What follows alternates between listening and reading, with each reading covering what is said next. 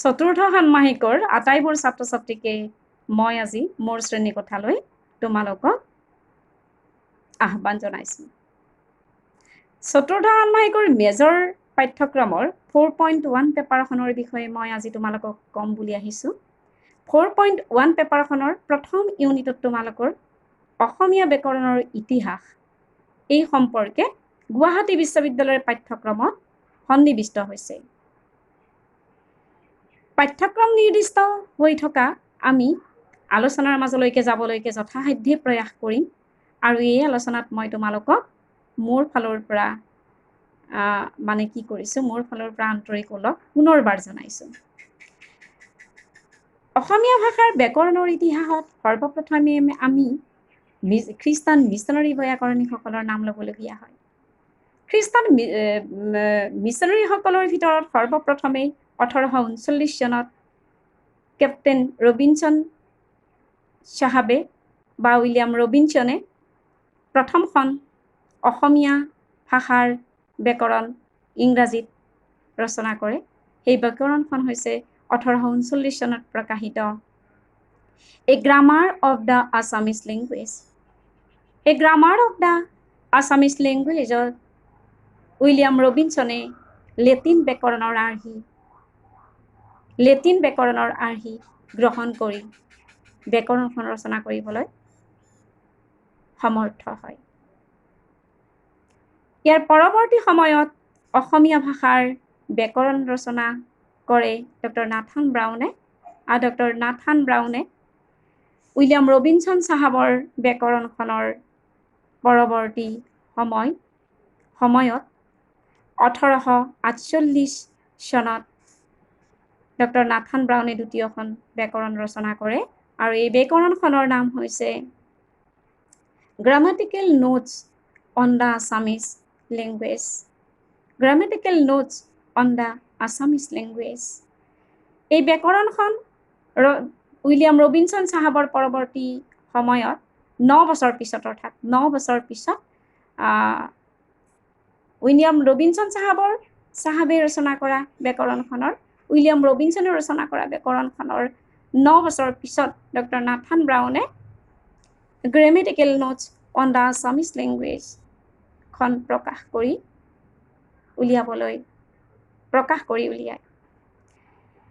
এই ব্যাকৰণখনৰ ভূমিকা অতি গুৰুত্বপূৰ্ণ বুলি বহু ভাষাবিদে বহু পণ্ডিতে কিন্তু কৈছে।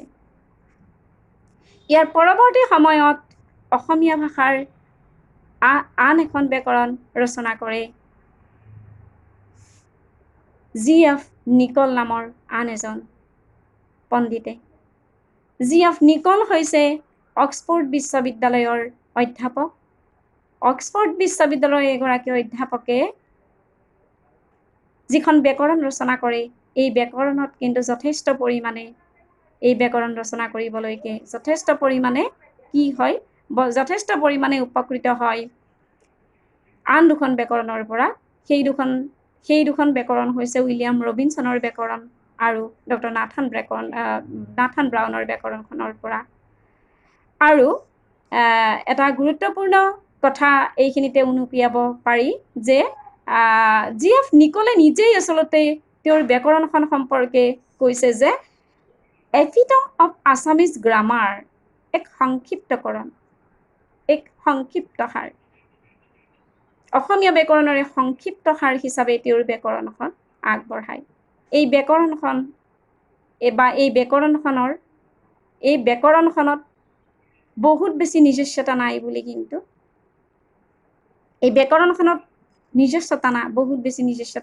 কিন্তু অসমীয়া ভাষাৰ বিদগ্ধ পণ্ডিত ডক্টৰ গোলোক চন্দ্ৰ গোস্বামীয়ে অসমীয়া ব্যাকৰণৰ মৌলিক বিচাৰ গ্ৰন্থত কৈ গৈছে। আৰু জি.এফ. নিকলে সেই কথাটো নিজেই আচলতে উপলব্ধি কৰিছে আৰু নিজে সেই কথাটো আওপকীয়াকৈ হ'লেও কৈছে তেখেতে। তাৰ পৰৱৰ্তী সময়ত অসমীয়া ভাষাৰ ব্যাকৰণ ৰচনা কৰে 1949 চনত গুৱাহাটী ডন বস্কৰ ফাদাৰ অ' পাভিয়তীয়ে। ও পাভিয়তে যিখন ব্যাকৰণ ৰচনা কৰে, an Assamese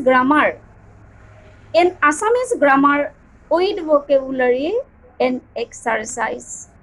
An Assamese grammar with vocabulary and exercise. GF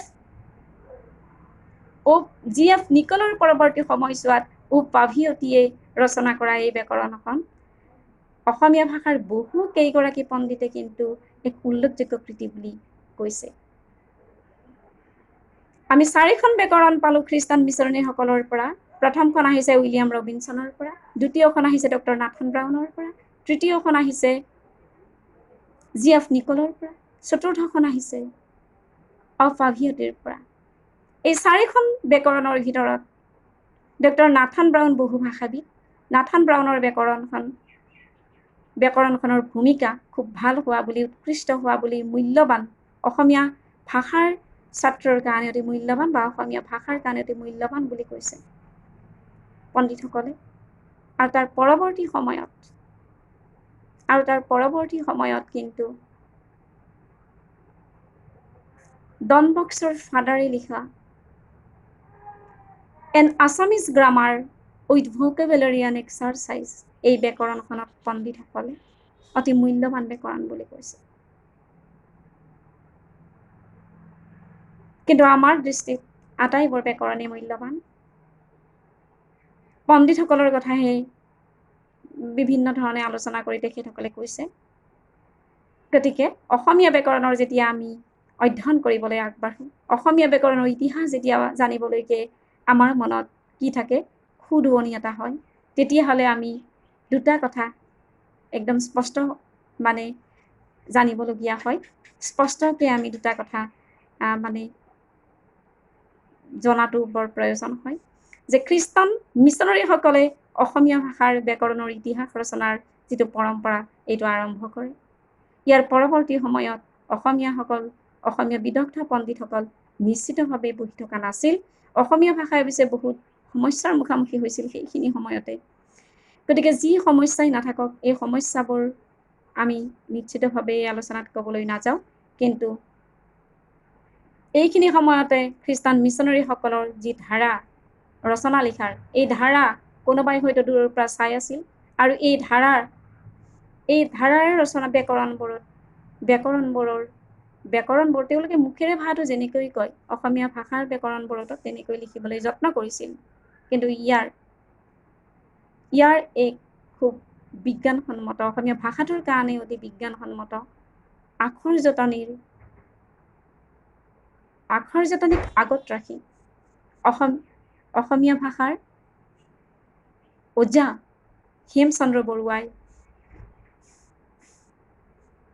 অসমীয়া ভাষাৰ ব্যাকৰণ ৰচনা কৰিবলৈকে আগবাঢ়ি আহে সৰ্বপ্ৰথম।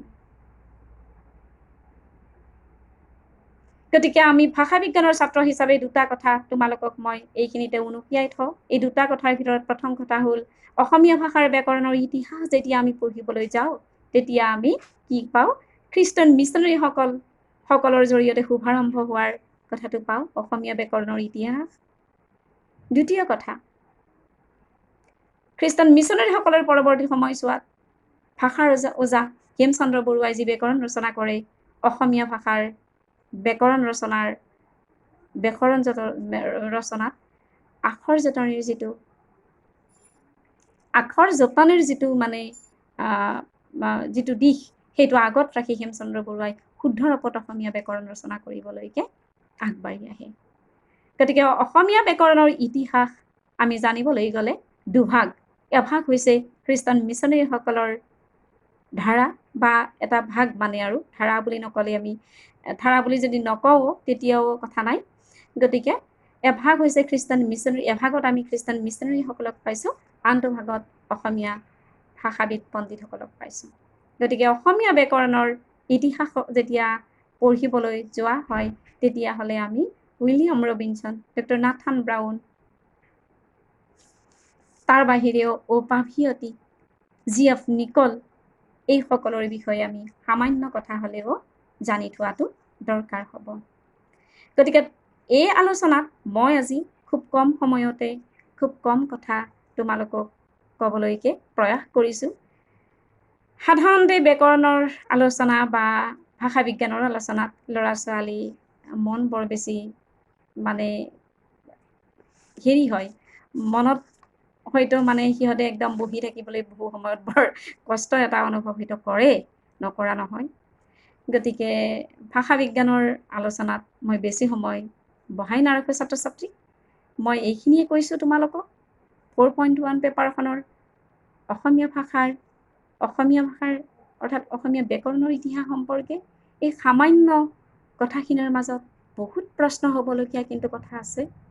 এই প্ৰশ্নবোৰ সম্পৰ্কে মোক তোমালোকে প্ৰশ্নবোৰ কিন্তু মোক তোমালোকে কৰিব পাৰিবা, আৰু প্ৰশ্ন কৰিবলৈকে পদবোৰ মই তোমালোকৰ ওচৰত নিজেই তোমালোকে প্ৰশ্ন কৰিবলৈকে মানে মোক যেনেধৰণে প্ৰশ্ন কৰিব বিচৰা এই প্ৰশ্নবোৰ মই অৰ্থাৎ ল'বলৈকে চেষ্টা কৰিম।